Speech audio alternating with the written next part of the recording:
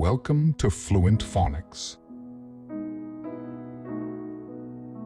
Today, we will discover the proper pronunciation of the word wind up. Wind up. Wind up. Wind up.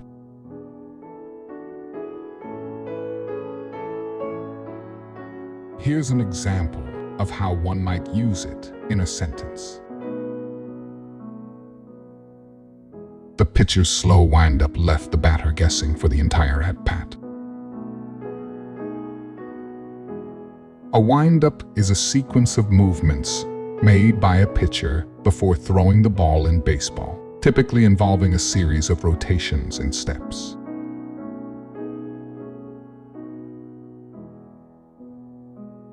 Thank you for your time. If you enjoyed this, please like and subscribe for further content.